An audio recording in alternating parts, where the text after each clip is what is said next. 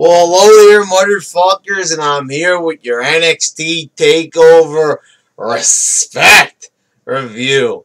And, hold on a second, almost forgot my title here for a minute. Yeah, Respect. That's a little something that the YWC doesn't have. Respect. So this pay-per-view is all about teaching the YWC respect. It was all about teaching TNA marks about respect as well, as they showed that, well, Takeover Respect was about 10 times better than fucking Bound for Glory. We started off with Finn Balor and Samoa Joe defeating Dash and Dawson. This was a pretty good opening match, not a bad match at all. Give it like 2 3/4 stars. You know, Dash and Dawson don't do anything exceptional, or at least I haven't seen it yet. But a pretty good match nonetheless. Finn's ankle was injured, so you know he was selling that at the end of the match. Then it was Rhino and Baron Corbin defeating Jason Jordan and Chad Gable. This was a fucking great tag team match. Chad Gable is like super over with the crowd. I'm guessing that, you know, he was reminding a lot of people of Kurt Angle. You know, not the hair, obviously, but you know, the outfit a little bit. And I guess also he's a technical wrestler. People who are singing Gable's name in the Kurt Angle song, they're singing Gable, Gable, Gable. So you get the point. But Baron Corbin, who's like a big schlub most of the time, either he's improved or Rhino or the opponents are bringing out the best in him, because he looked fucking awesome here. Yes, this is coming from a Baron Corbin hater. I mean, the way he took Gable up and spun him around and shit, and even the finish, awesome. Like fucking spots that, you know, not just from Corbin, but you know, these are moves that like anybody could easily botch, but they looked fucking incredible. And Gable with the rolling German suplex, it was like a chaos theory that what's his name used to do from Ring of Honor. But anyway, it was a really good fucking match. I give it like 3.5 stars. A really fucking fast-paced match that made everybody look just incredible here. Everybody looked like $1 million involved in this match. Then you had Asuka defeating Dana Brooke. Or Asuka, however I said her name. I don't understand the spelling of the name. I thought it was Asuka at first. It's Asuka, but whatever. Asuka looks like a female Daniel. Doesn't look like it, but I mean in the ring, looks like a female Daniel Bryan with the fucking hard ass kicks. She did like a spinning backhand to Emma. You know, is it me or does Emma look fucking totally different without the blonde hair? Like, even her fucking face looks totally different. Like, you could, like, if they didn't say it was Emma, she would have been totally, you know, unrecognizable. I mean, looks like a totally different fucking person. Dana Brooke is okay, but, you know, Asuka fucking kicked her ass, fucking destroyed her. And I'm looking forward to seeing more of Asuka. First of all, she was very, very charismatic in there, making fun of Dana Brooke. The faces at the end she was making towards Dana, making her look like a psychopath. But, you know, this is what it's all about. Fucking personality, character, wrestling ability. You know, these are the things of why a person, you know, should be at the spot they're at. And most importantly, she's over with the crowd. She's fucking loved. You know, the thing is, I don't know what it is. It's also that the crowd is way better at Full Sail University. It's a more dedicated crowd. You have a lot of regulars probably getting in there every week. So, that's probably why you have a hotter crowd. But nonetheless, there's just... I'll get to that when I wrap the show up, what I'm about to say. But anyway, then you had I give this match... I don't really want to rate this because it was a debut match and I liked it. But if we're rating it on wrestling quality, I guess 2 stars. But as far as like a great debut, it was like 5 stars as far as I'm concerned. When we're talking about like how well done something was. And this was very well done. Asuka really looked great here. And, they got to do everything they wanted to accomplish with her being introduced to the audience.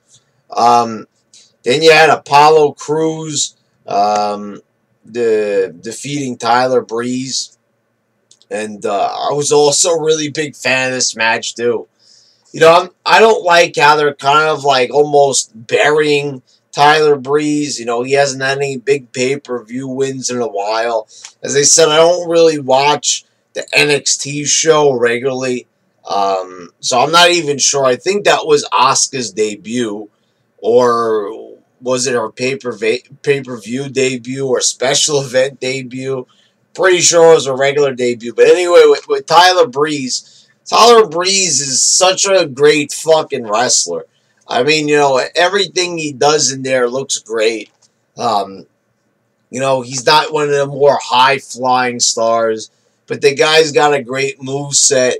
And he moves in there like a fucking veteran. I don't know how many years he's been wrestling, but obviously the guy knows what the fuck he's doing in there. And he's looking fucking great at it. So I don't really like to see the guy lose. Now, Apollo Crews, this is another guy that's super fucking athletic. He looks like he's got a bright future. But we all know about futures when they get to WWE. They get halted. They go nowhere, just like guys like Neville, Where the fuck are they going? They're going fucking nowhere. So, that's the only thing where I don't look forward to guys going to the main roster. A guy like Apollo Crews, I feel like he's just going to end up, just like same thing like Tyler Breeze. I feel like they're going to just wind up as random mid-carders totally lost in the shuffle. And I do not want to fucking see that. I don't want to see fucking talent wasted. Got enough fucking talent wasted already on the main roster. Even with guys that weren't even in NXT. Fucking wasted. Fucking just guys that could have, been put in better spots and they just fucking waste their asses. Then you had Samoa Joe defeating Rhino and Baron Corbin. And they won the Dusty Cup, I guess you could say. It was nice that they did this for Dusty in his memory. And this was a good finals match.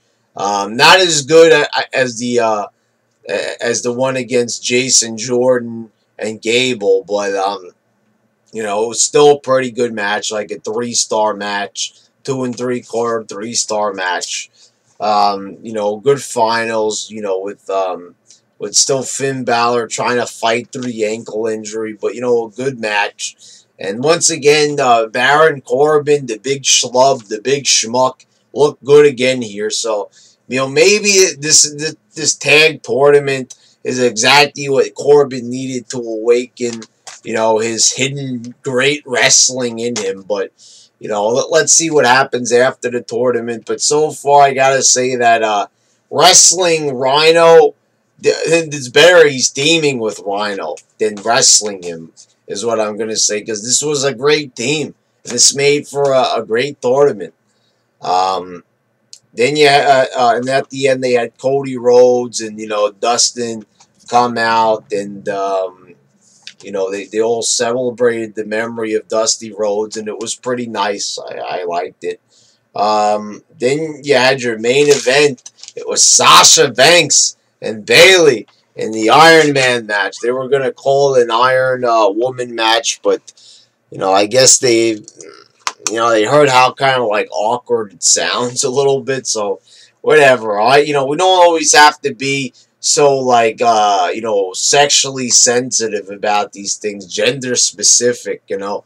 Oh, it's women, so it's an Iron Woman match, you know, instead of an Iron Man match. But anyway, great fucking wrestling, great fucking match. I don't know if I prefer this to their Brooklyn match.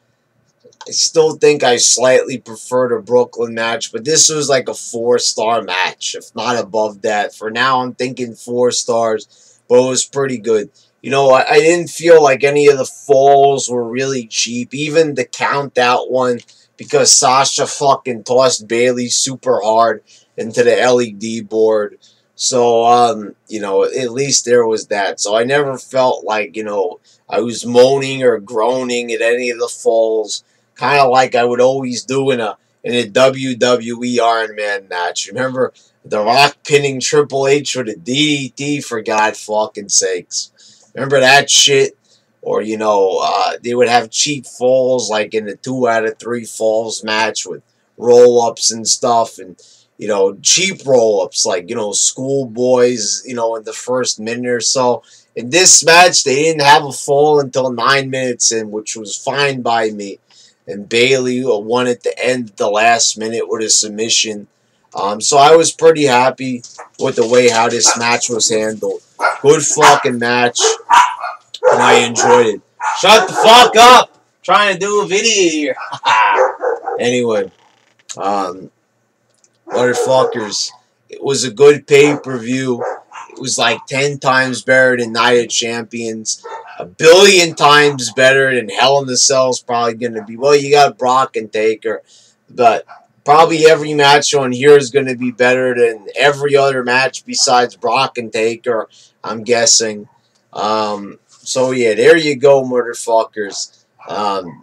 This is a great pay-per-view, and, you know, I need to address something. It's like, why is the action so much better here? You have a super over crowd with people appreciating everything that's being shown to them. And, you know, it's pathetic when you compare that the developmental, which this basically is like 10 times better. Stupid fucking dog. Shut the fuck up! Thank you very much. See, all it takes is a little bit of aggression sometimes. Basically what I was trying to say before being pelted by a bunch of annoying barks is how pathetic does it look that their developmental system, promotion, whatever you want to call it, is more over than the main product, that the matches are that much better. Especially when these guys are supposed to be rookies. Yeah, rookies. When basically a lot of them have been wrestling for like a decade or more. They look that much better than the main roster. And, you know, who are they trying to fool with the Divas Revolution? Anybody who has the network and has watched the single NXT pay-per-view, any NXT pay-per-view, you name it. You go on the network and you pick out any NXT special event or whatever the fuck they call it, and, you know, you watch it, and you'll see that every single Divas match they ever had on there has been better than every single Divas match in the history of fucking WWE. I don't care what you say. People like Bayley and Sasha Banks, the matches that they had in Charlotte in NXT, are 10 times better than any match Lita or Trish Stratus ever had. And this is coming from a lifelong fan.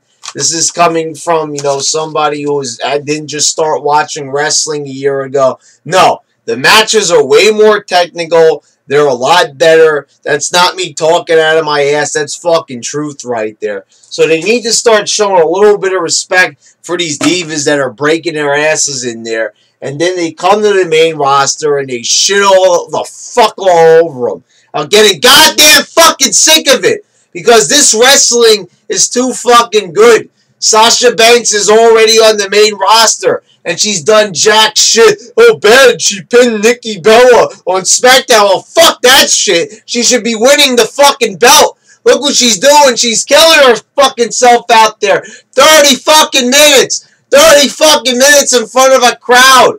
And it's not even on the main roster, for God fucking sakes. So come on. Come the fuck on. Treat the fucking women with some fucking respect. They're going out there and they're wrestling 10 times better than other motherfuckers out there. Oh, Kane. Oh, he's the main eventer. He deserves it. Fuck! Cena winning every night. Oh, he deserves it. He's there every night. Fuck them too. Fuck them.